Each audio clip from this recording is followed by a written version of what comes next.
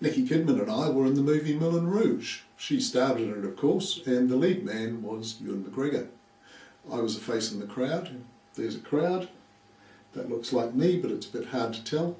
But I'm pretty confident that this is me in the back with the top of my head chopped off. Shortly after Fox Studios opened for business in Sydney, I arrived to live in Sydney, but I didn't have a proper job yet. I found an ad that said extras required for television and movies, no experience required. I thought, you're talking my language. If you're looking for someone with no experience, I'm your guy. So I headed downtown and went to the agent. I think I'd only got a few paces through his door and somebody said, "Wow, grey-haired old man with a beard, you need to be at Fox Studios right now because they're signing up people to be in Moulin Rouge." So I headed over to Fox Studios and got in the queue and got signed up to be a non-speaking actor, which is the technical term for extra, which is a bit ironic because extra is what they have to pay you if you speak. They took on 400 of us for all the crowd scenes, and we were there for about 2 months. We were a tribe. We were a village. We set up camp on the lawn next to the soundstage. We had this enormous marquee with other tents and outbuildings around it. We had full-time caterers cooking us 3 hot meals a day, and some of our days went for 14 or 15 hours. I fell in with 3 or 4 guys who had done that kind of work before.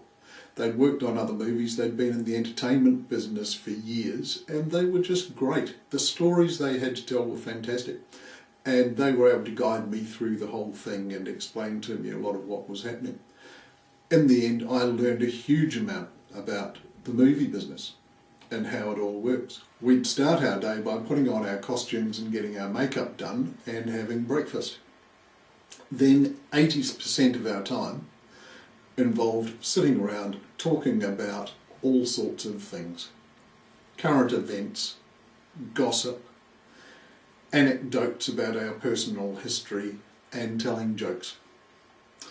I think I must have heard every joke in the English language. And then for a couple of hours a day, we would be called over to the soundstage to film a movie.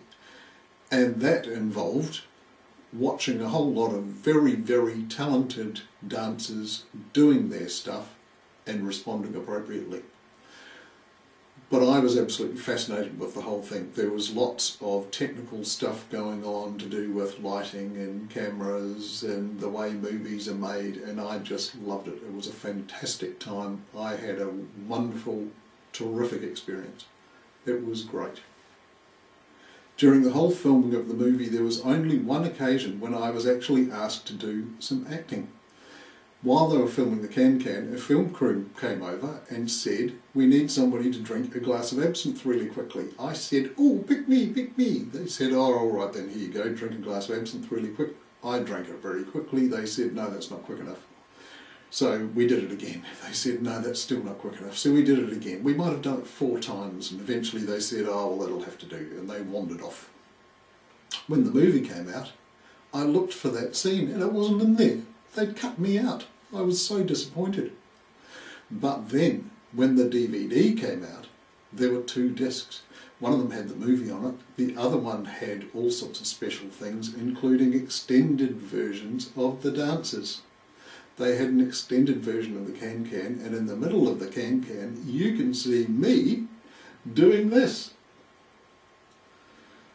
Did you blink and miss it? Let me just rewind that.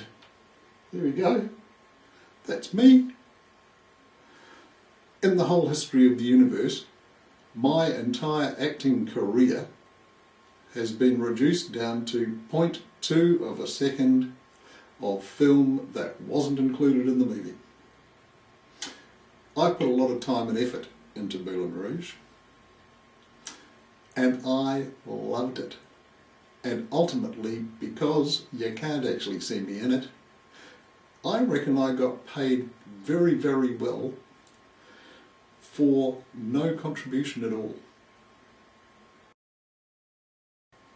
You know, I can say that I've brushed shoulders with Ewan McGregor. Literally. There was one day when he was walking onto the set and I was leaving. There was only the two of us there, and somehow we managed to bump into each other as we went past each other.